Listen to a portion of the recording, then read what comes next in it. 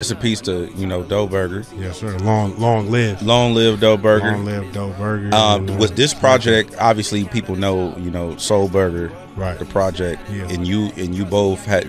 How long were y'all working on this project before? I guess before you put out the last album, or because I don't. No. I mean, the idea came to fruition, you know, after his transition, and I mean, it's just something that was very important for me to do because. Like I said, I don't even know how I'm really still doing this without him. That's how like tight knit we were, and I just to make it clear that like he wasn't just like, you know, no hype man or hang around entourage. He was really my little big homie. He was really like the star of it. He handled him, you know, through this whole thing just to make sure I keep him alive. And you know, my best platform, my best way of doing that is obviously through the music, and yeah, you know, you feel me. And this is, you know, obviously, you know, hence the title Soul Burger. It's the fusion of me and him. If you could, you know, if you're into that, we was literally Huey and Riley from the Boondocks. Right.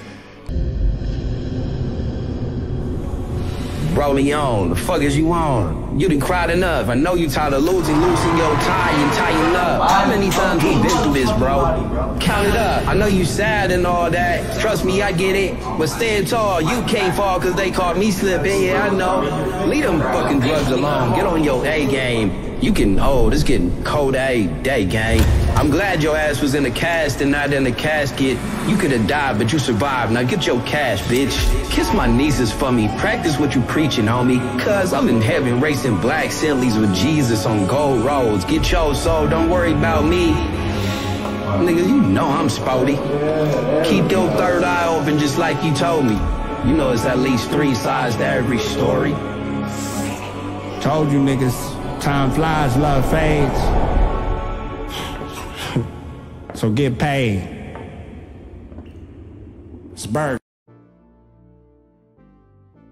J'essaie souvent de dire à mes proches avec qui je parle souvent de musique et généralement que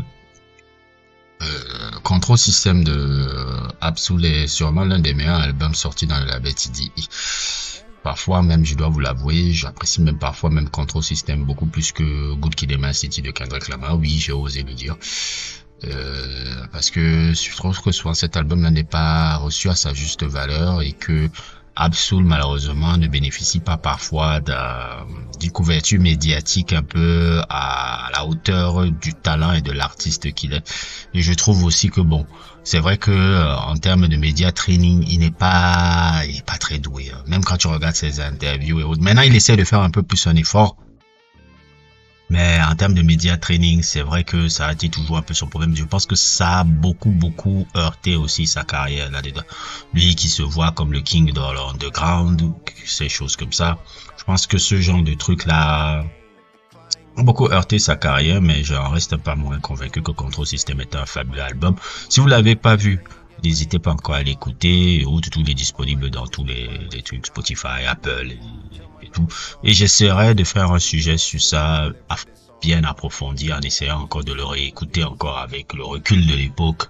Le recul et l'époque et la maturité que j'avais. Parce que je me rappelle à cette époque-là, j'avais vraiment aimé cet album-là. Et puis je dois avouer que l'album qui était sorti en 2014, These Days, Ab-Soul ne m'avait pas trop plu. Je l'avais trouvé décevant. Peut-être il faut que je lui donne encore une nouvelle écoute avec le temps passé. Et les 2 derniers albums qui sortent là, que je ne les avais pas suivis. Herbert, dont on dit beaucoup le plus grand bien. Les gens autour de moi me disent que Herbert est vraiment un album que tu aurais dû suivre. Qu'il est vraiment bien.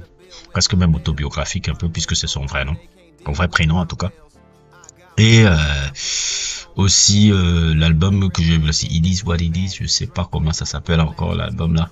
Je l'ai jamais suivi. J'ai jamais suivi ces albums là et tout. Donc je dois avouer que pour moi Ab-Soul, je suis resté à Control System et These Days et avec un peu la promotion que je voyais sur Instagram qui faisait depuis, qui parlait de Soul Burger.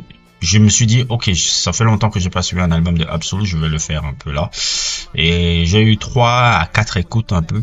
plus ou moins, à essayer de comprendre un peu de quoi parlait cet album, et à travers aussi les différentes interviews, comme vous l'avez vu au début de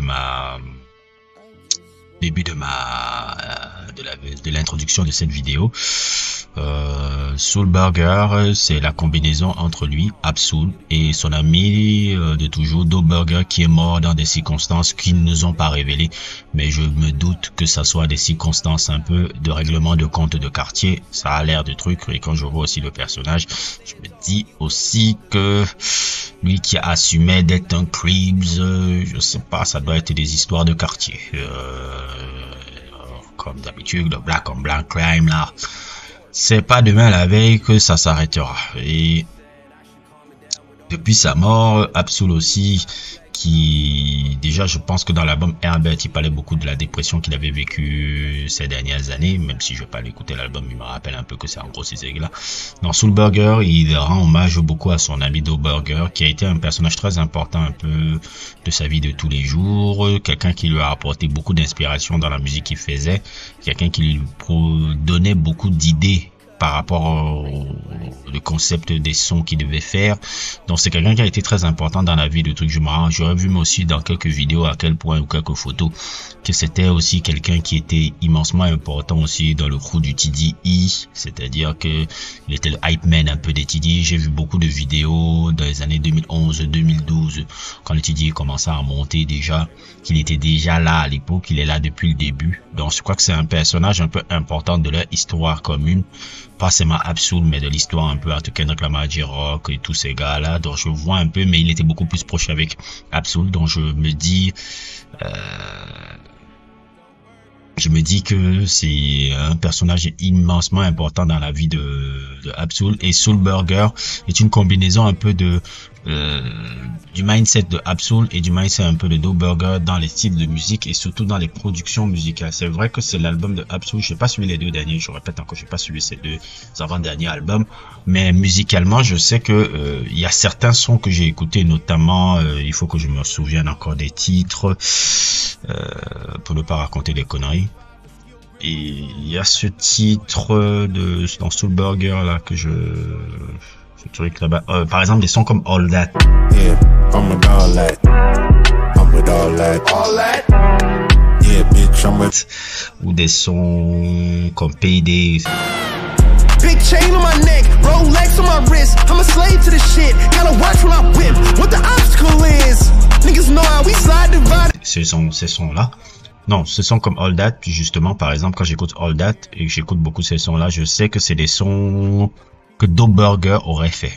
S'il avait été rappeur, c'est Dope Burger qui avait ce genre de production là, ce hip-hop bouncy truc là-bas, alors que Ab-Soul il est beaucoup plus dans une forme d'introspection. Une forme d'introspection et tout. Donc il y a beaucoup de prises de risque de Ab-Soul dans cet album-là. Certains sons ne sont pas véritablement dans le style qu'il a l'habitude de faire et tout. Et c'est ça un peu qui m'a un peu plu, et je trouve qu'il a réussi vraiment à bien s'en sortir là-dedans. Et aussi, ça c'est quelque chose que j'ai remarqué maintenant en me replongeant un peu sur Ab-Soul. Je me suis rendu compte à quel point Jay-Z est important dans la carrière du gars là. C'est-à-dire que Jay-Z, c'est vraiment l'idole numéro 1 de Ab-Soul. Il aime beaucoup faire des références à Jay-Z et à Eminem. Beaucoup de références à Jay-Z et à Eminem. Par exemple, Night Mile. J'ai été marqué dans Night Mile par le son. Déjà, le son s'appelle Night Mile, comme 8 Mile, le film. Et j'ai vraiment cette phrase-là. I'm broke, I am on fucking drugs, don't own shit, I'm paying rent with my baby's mom. I take a 7.62 for top dog. I did jump off a bridge on Delamo Boulevard. I'm blessed, but question why God would have mercy on a junkie. Biggest lie I ever told is that it ain't about the money. Know everything he's about to say against me. I am white, I am a fucking punk. I do live in a trailer with my mom. My boy Future is an Uncle Tom. I do got a dumb friend named Cheddar Bob who shoots himself in his leg with his own gun. I did get jumped by all 6 of you chumps. And Wink did fuck my girl. I'm still standing here. Où il parle un peu de sa situation, qui rappelle un peu le personnage de... C'est comment il s'appelait le personnage d'Eminem là? C'était Rabbit, je pense. Voilà, le truc qui était un peu dans... Comment on appelle un peu ça, la scène de fin avec Anthony Mackie là, Papa Doc là, vous vous rappelez un peu de cette scène là? Il y a ce couplet là qu'il a repris là, qu'il a un peu interpolé. Oui, ce couplet-là.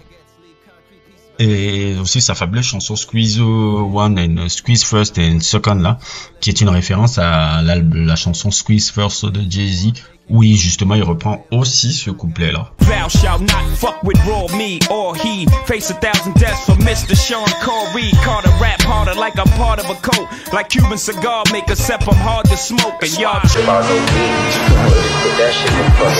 thou shalt not fuck with raw me or he. Face 1,000 deaths from Mr. Herbert Anthony. Stevens IV full of potent dope. Not a Cuban cigar maker, but I want all of the smoke.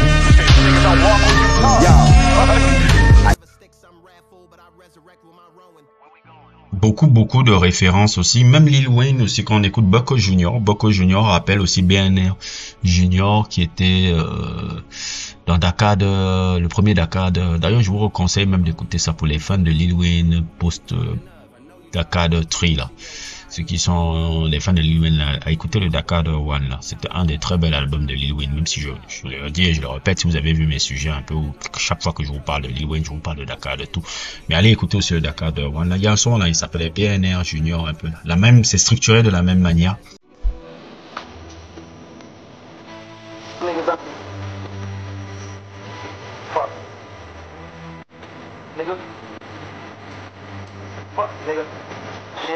Fucking hoes.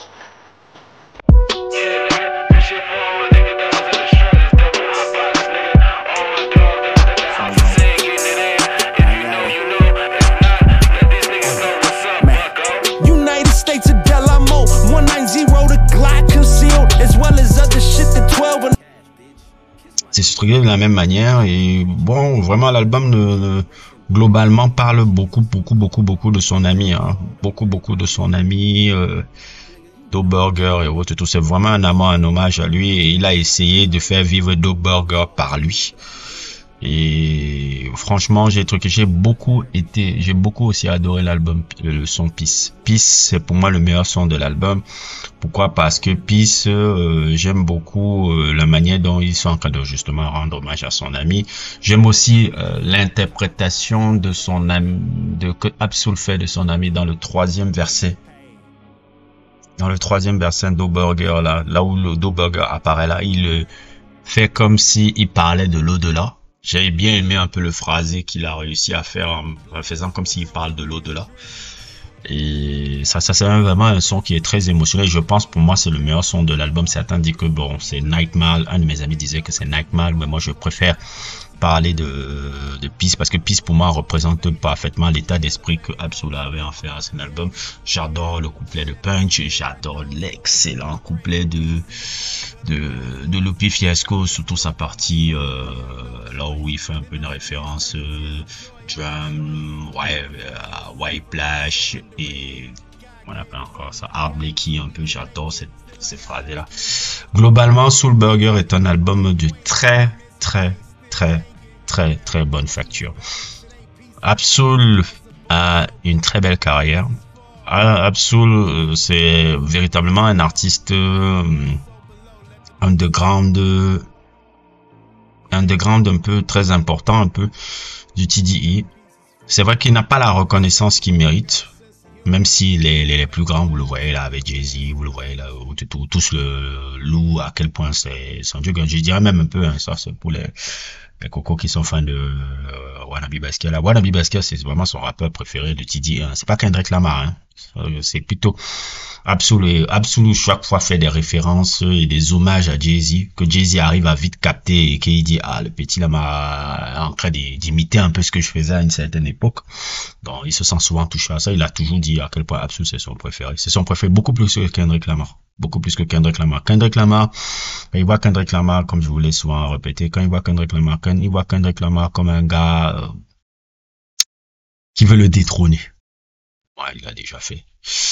Pour moi, il a déjà fait. Mais Ab-Soul, c'est comme un peu un petit-fils que j'aime bien mon fils là, comment il fait ça, c'est un peu ça. Ce qui pourrait paraître surprenant, hein, parce que souvent, Ab-Soul un peu, quand tu regardes un peu sa musique, ça allait être très anti-système ou quelque chose comme ça, mais le fait que Jay-Z, ça soit vraiment son idole numéro 1, c'est un peu le truc un peu paradoxal un peu chez le personnage, mais bon.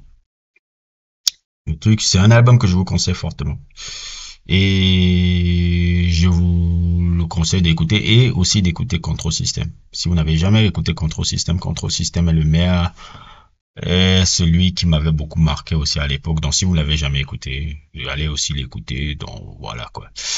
N'hésitez pas à liker, n'hésitez pas à vous abonner et à plus pour d'autres aventures.